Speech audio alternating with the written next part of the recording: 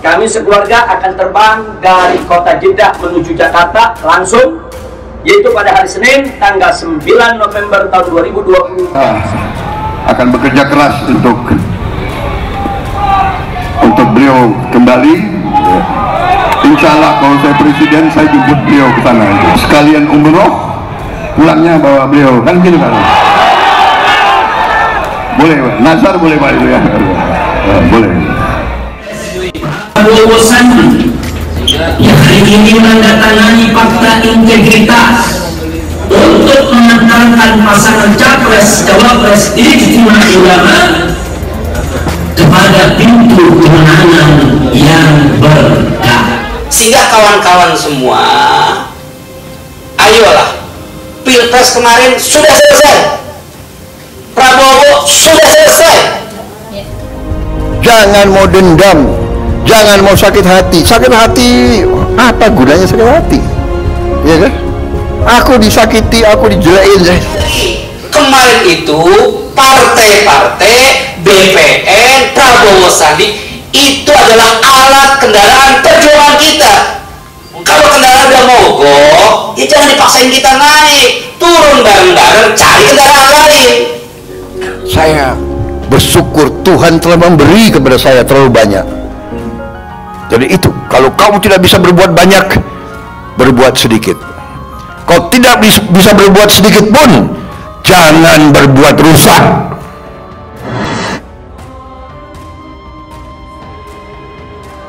Jika ada pihak manapun dan siapapun dari pemerintah Indonesia, baik yang ada di dalam negeri maupun di luar negeri, yang mengaku-ngaku ikut membantu atau melobi pemerintah Saudi dalam kepulangan saya ini, maka saya nyatakan di sini dengan tegas, bohong besar.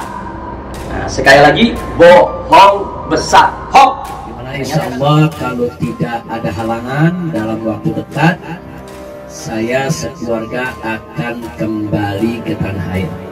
Ya kalau pulang ya silakan aja pulang. Sudah beberapa tahun Rizik berada di negeri seberang. Kini kabarnya ia akan pulang. Terkatungnya Rizik di Arab Saudi sebenarnya sempat mendapatkan angin segar tatkala Pilpres 2019 lalu. Dulu Prabowo Subianto, yakni calon presiden yang mendapatkan dukungan khusus dan keistimewaan dari Rizik dan FPI serta PA212 itu, menjanjikan akan memulangkan Rizik, bahkan menyebutnya menggunakan pesawat pribadi langsung dari Arab Saudi dengan catatan dirinya menjadi presiden. Akan bekerja keras untuk beliau kembali. Insya Allah kalau saya presiden, saya jemput beliau ke sana. Oleh pernyataan itu sontak membuat gemuruh PA212 dan menjadi kabar baik dari Rizik di negeri sana. Kampanye mulai digalakan oleh mereka, dari yang masuk akal hingga tuduhan yang tak masuk akal.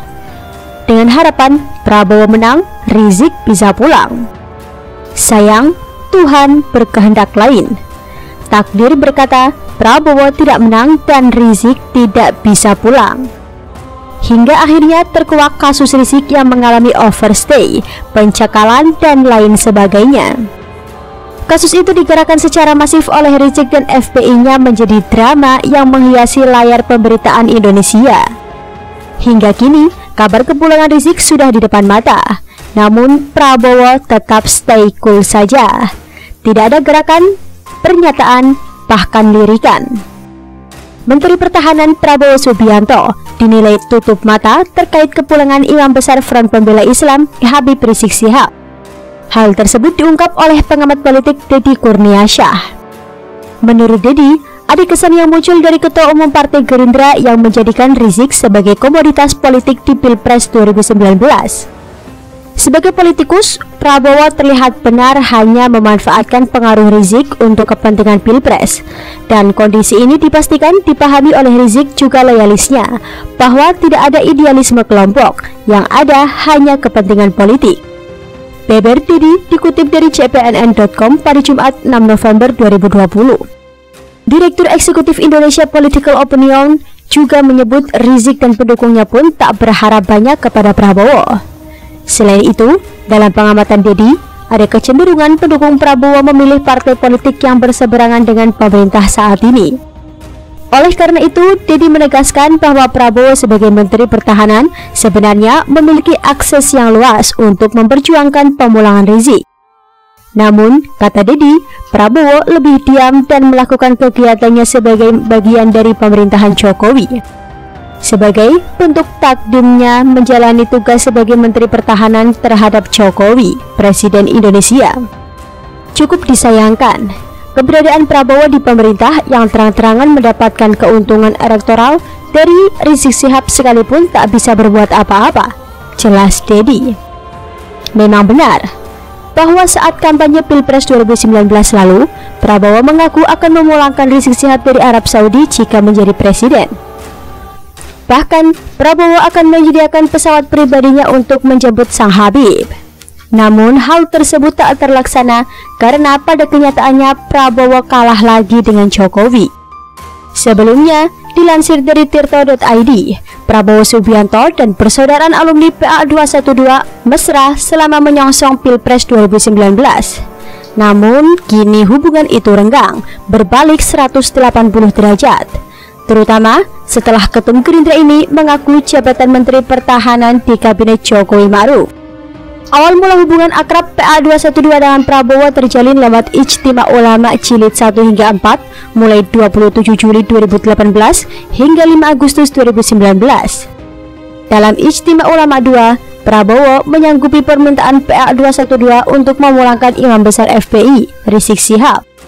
Hal ini ditagih lagi ke Prabowo lewat Ijtima Ulama 4. Namun, kini PA 212 ikut berpaling. Ketua Presidium PA 212 Slamet Ma'arif menyatakan tidak akan mengemis kepada rezim kali ini. Bergabungnya Prabowo ke dalam rezim Jokowi telah membuat PA 212 bertekad memulangkan Rizik Syihab. Itu amanat Habib Rizik. Insya Allah, beliau akan segera pulang dengan usaha dan cara kami sendiri, kata dia pada Jumat 25 Oktober 2019. Iya, dengan cara mereka sendiri, nyatanya ternyata dideportasi. Hal itu terungkap lewat pernyataan dari Dubes Republik Indonesia untuk Arab Saudi Agus Maftuh dan juga Menko Polhukam Mahfud MD. Rizik tak bisa menyangkal bahwa kasus hukumnya di Arab Saudi sudah sangat banyak hingga dirinya dideportasi. Namun, seperti apa yang dikatakan oleh Menko Polhukam Mahfud MD, bahwa Rizik terlalu malu untuk mengakui pendeportasian dirinya itu. Yang dia inginkan adalah pulang sebagai pahlawan di tanggal 10 November 2020 dan menyatakan akan melakukan revolusi akhlak. Akhlak yang mana coba? Mengakui pemerintahan yang sah saja tidak bisa. Mawas diri, rendah hati saja tidak bisa. Akhlak yang mana yang akan direvolusi? Akhlak umatnya atau orang lain? Sebagaimana diketahui, Rizik juga mengancam orang yang menyebutnya memiliki denda overstay. Ia mengancam akan menuntutnya secara hukum. Padahal yang menyatakan dirinya terkendala overstay adalah Dubes Agus Maftuh berdasarkan data dari Arab Saudi. Jadi mau menuntut Arab Saudi begitu? Ataukah mau menantang Menko Polhukam Mahfud MD?